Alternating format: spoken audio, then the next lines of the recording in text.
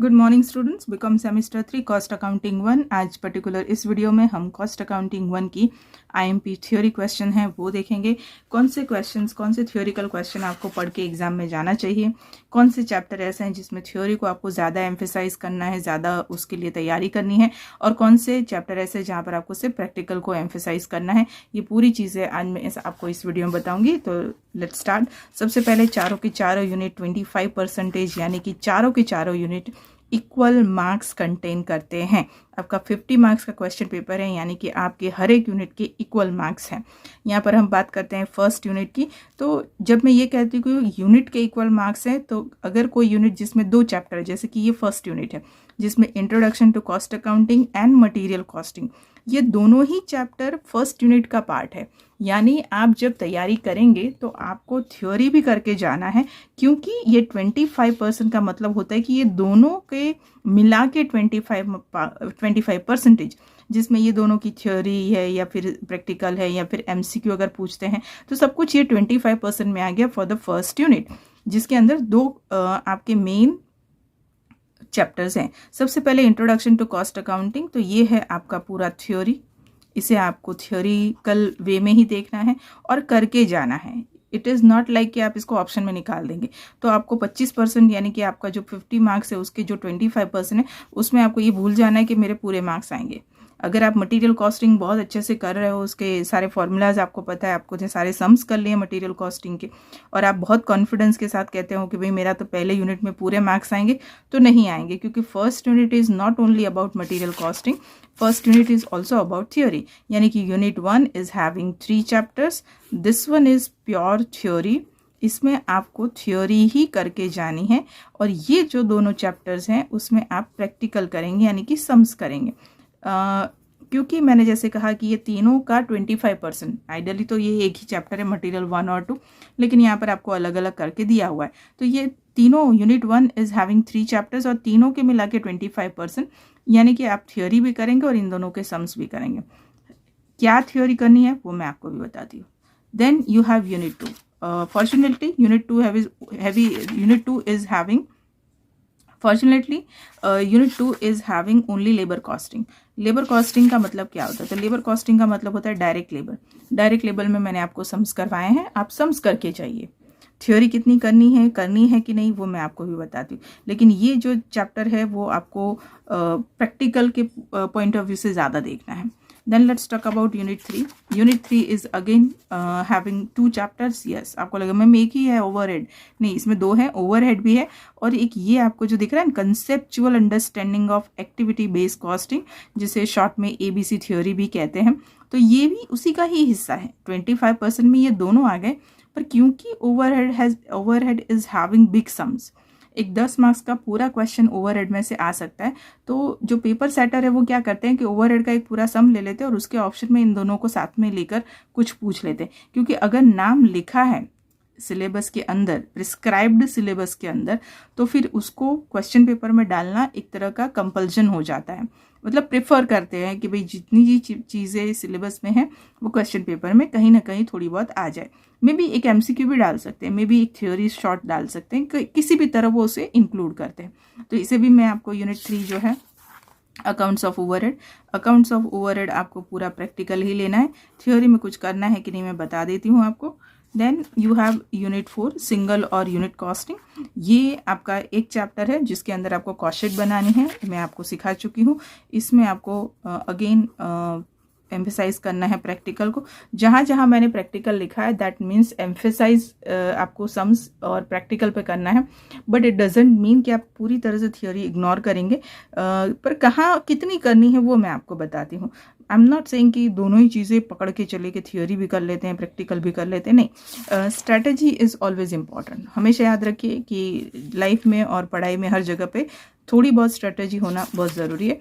Let's start with the first chapter cost accounting. Cost accounting में आप क्या करेंगे? तो सबसे पहले आप डेफिनेशन करें, क्योंकि जब हम लोग पेपर चेक करते हैं तो स्टार्ट करते हैं इंट्रोडक्शन, और फिर जब स्टूडेंट ये लिखते हैं meaning of what ever the question. तो अगर आप वहीं से ही फेंकना शुरू करेंगे, वहीं से ही आप कुछ ना कुछ उटपटांग चीज़ें लिखना शुरू करेंगे, तो योर फर्स्ट इम्प्रेशन जो पड़ती है पेपर एग्जामिनर पे, पेपर चेकर पे, वो बहुत बुरी पड़ती है। तो always go for proper definition. मैं ये नहीं कहती कि बुक का A to Z लिख दीजिए, लेकिन it must be inspire from this definition. यहाँ से वो इंस्पायर होना चाहिए जो आपके आंसर शीट में लिखा है, ना कि आप अपने आप बना बना के सब लिखें। तो आई ऑलवेज एडवाइज स्टूडेंट कि हमेशा जो आप स्टार्टिंग पॉइंट है आपका मीनिंग, डेफिनेशन, इंट्रोडक्शन, उसमें बहुत ज़्यादा आप उटपटांग चीज़ें ना लिखें। बेस पर जाइए, फैक्ट पर जाइए, और बुक में जो है उससे थोड़ा इंस्पायर होकर लिखिए।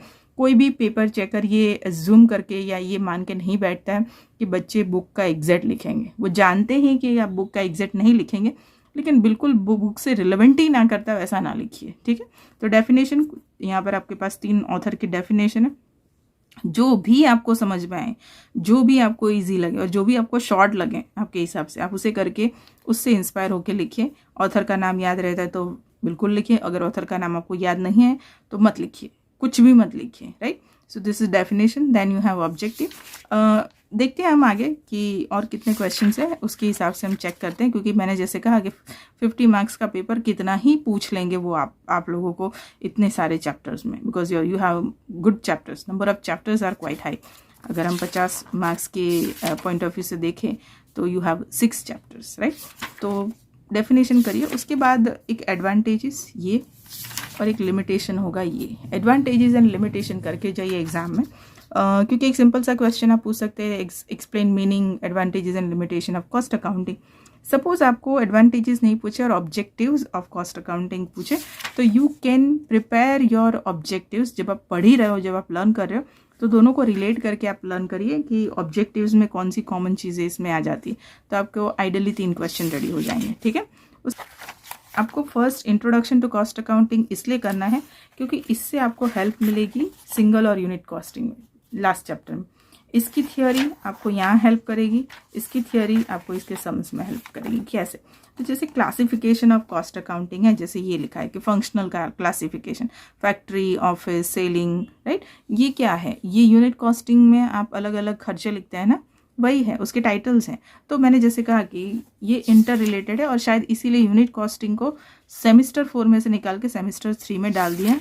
अ वेरी गुड डिसीजन, क्योंकि ये एक दूसरे के साथ रिलेट करता है। ओके, तो नेक्स्ट आप अगर कुछ करना चाहते हैं तो एक ये करिए। आपको शॉर्ट क्वेश्चन में भी पूछ सकते हैं और एमसीक्यू में भी पूछ सकते हैं। Method of costing, unit costing है, जॉब कॉस्टिंग है, एमसीक्यू में कई बार पूछते हैं। मैंने एमसीक्यू लेटेस्ट सॉल्व करा है, उसमें भी आप देख सकते हैं। आपसे पूछते हैं कि भाई ये कॉस्टिंग का मेथड है या कॉस्टिंग की टेक्निक है, तो नाम लर्न कर दीजिए कि भाई ये मेथड कॉस्टिंग की और ये टेक्निक कॉस्टिंग की, राइट। उसके बाद जो आपको करना है वो ये है, method of costing and name of industry. कौन सी इंडस्ट्री में कौन सी कॉस्टिंग की मेथड यूज़ होती है वो आपको करना है। For an example unit costing, तो किसके लिए? तो mines, brick, dairies, poultry, flour mills.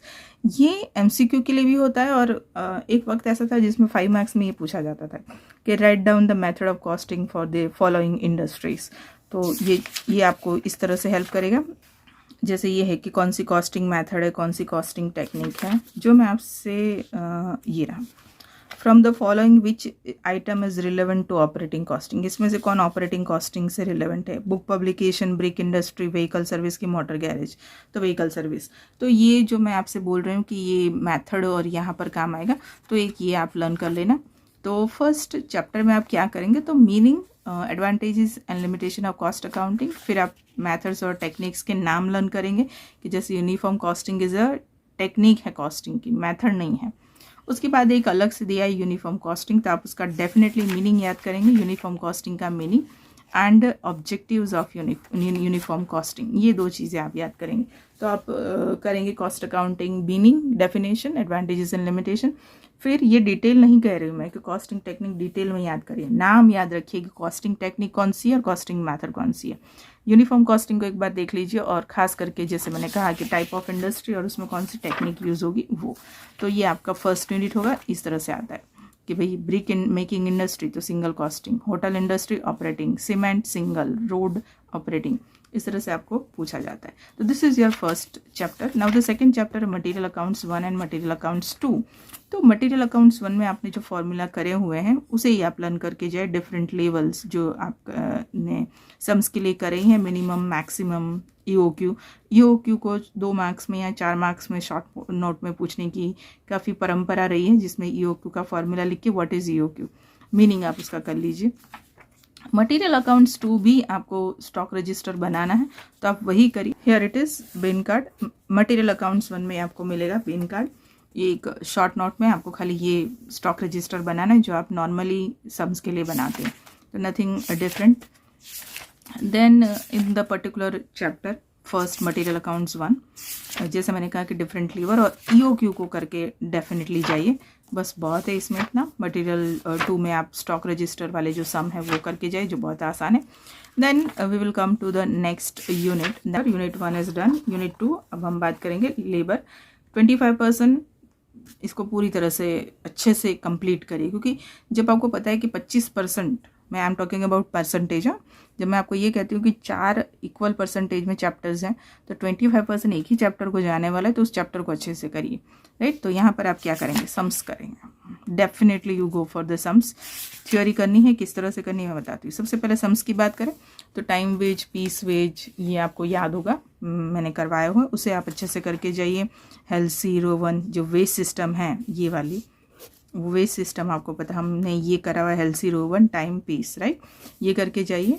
Theory अगर उन्हें पूछनी है तो यही पूछ सकते हैं कि explain different ways system models, तो आपको फॉर्मूला लिखना है, और ख़ास करके आपको ये लिखना है कि टाइम वेज था तो पीस वेज क्यों आया, पीस वेज था तो हेल्सी क्यों आया, हेल्सी था तो रोवन क्यों आया, क्योंकि हमेशा बच्चों को ये होता है कि क्या ज़रूरत है इन सब करने की, तो है ज़रूरत। टाइम वेज का लिमिटेशन क्या है, तो उसकी वजह से पीस वेज आए। तो इसे आप लिंक करके करेंगे तो आपको उसका बेसिक समझ में आ जाएगा, और साथ में आपको थियोरी भी समझ में आएगी। I think that's enough in the direct labour. Go for the sums. Labour turnover, हमारे डायरेक्ट लेबर में एक दूसरा पार्ट आता है लेबर टर्नओवर का, जो जिसके सम्स भी मैंने आपको करवाए हुए हैं। तो उसमें आपको क्या करना है, तो सम्स बहुत आसान है, उसमें separation, replacement and joint method है इस तरह से, और LTR ढूंढना है आपको। तो फॉर्मूला लर्न करें, क्योंकि इन केस आपको थ्योरी में भी उनको डालना हो तो आपको आ जाए। तो direct labour is all about practical. Theory के लिए ज़्यादा डरिए नहीं, प्रैक्टिकल करके जाइए। Then we have the next one, accounts of overhead. Let's see कि हमारा यूनिट 3 अकाउंट्स ऑफ ओवरहेड, जिसमें मैंने कहा कि ABC कॉस्टिंग है। देखते हैं कि आपके पास इसमें ABC कॉस्टिंग की थियोरी दी है कि नहीं। अकाउंट्स ऑफ ओवरहेड में आप क्या करेंगे, सम्स करेंगे। 2 तरह के सम्स है, simple distribution and the second is machine overhead, right. तो ये दोनों तरह के सम्स आप करके जाएंगे। आई डोंट थिंक सो कि अकाउंट्स ऑफ ओवरहेड में आपको कोई बहुत ज़्यादा थियोरिकल चीज़ें पूछेंगे, आप बस सम्स करके जाएँ। चैनल पर अवेलेबल है हमारी, तो आप अकाउंट्स ऑफ ओवरहेड के सम्स करके जाइए। Then we have unit costing, next unit. देखिए मैंने आपसे कहा था कि फर्स्ट यूनिट इसलिए ज़्यादा इंपॉर्टेंट है, कॉस्ट शीट है, element of cost, material, labour, overhead, classification of expense, ये सारी चीज़ें फर्स्ट यूनिट की थियोरी है। सारी ये जो दिख रही है सारी फर्स्ट यूनिट की थियोरी है।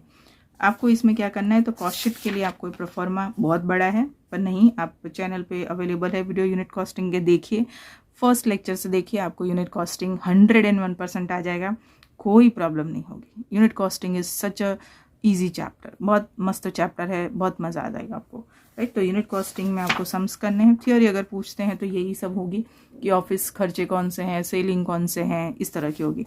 पर again I am repeating one sentence again and again, and that is 50 marks. आपका बेस्ट पॉइंट ही यही है। हम 70 मार्क्स में पेपर देते थे और 20 मार्क्स बढ़ जाते हैं, तो फिर उसमें काफ़ी कुछ उनके लिए डालने के लिए चीज़ें मिल जाती हैं। तो अकाउंट्स ऑफ ओवरहेड अच्छे से करके जाइए, and then estimated cost sheet and cost sheet बना के जाइए, समझ के जाइए, सम्स करवाएं, उसे देख कर जाइए। आई थिंक आपको मैंने जो चारों यूनिट बताए, ये conceptual understanding of activity based costing, ये रहा activity based costing. Meaning definition करके जाइए और एक डिफरेंस करके जाइए, बस difference between conventional method and ABC। Conventional यानी ट्रेडिशनल अप्रोच भी बोलते हैं, और ABC का डिफरेंस कर लीजिए। डिफरेंस करेंगे तो you will get the advantages of this ABC। इतना थ्योरी करके जाइए ABC के लिए, ताकि कंसेप्ट ऑफ ABC, जैसे मैंने कहा कि एक अलग पॉइंट है A एंड B ओवरहेड का, तो इसको भी वो थ्योरी में पार्टिसिपेट करने का मौका देंगे, राइट। तो ये आपके चारों यूनिट हो गए। चारों यूनिट में first unit having 2 chapters, theory and practical दोनों ही करें। सेकेंड एंड फोर्थ एक ही चैप्टर, थर्ड में आपको ABC की थोड़ी सी थ्योरी करके जाना है। तो ओवरऑल इसका कंक्लूजन ये है कि प्रैक्टिकल के पीछे पड़ जाओ। कॉस्ट शीट में अगर आप आउट ऑफ 50 मार्क्स लाना चाहे तो आपको आराम से आ सकते हैं, अगर आप उसके पीछे पड़ जाएं और सम्स अच्छे से करें। थ्योरी जैसे मैंने कही उतनी करें। I think you will understand कि किस तरह से आपका पेपर स्टाइल होगा, किस तरह से आपके मार्क्स होंगे, किस तरह से थ्योरी और प्रैक्टिकल का डिस्ट्रीब्यूशन होगा, ये आपको समझ में आ गया होगा। MCQ लास्ट में पूछे जाते हैं, हाँ, हर एक चैप्टर के एंड में नहीं, तो लास्ट में 10 मार्क्स की जो आपके MCQ आ गए वो आ गए, ठीक है। MCQ भी मैंने सॉल्व करा है बहुत सारे, तो उसे देख लीजिए। I hope you understand the whole system. मिलते हैं नेक्स्ट वीडियो में फॉर द कॉर्पोरेट अकाउंटिंग, उसमें आपको किस तरह से करना है। Till then, best of luck.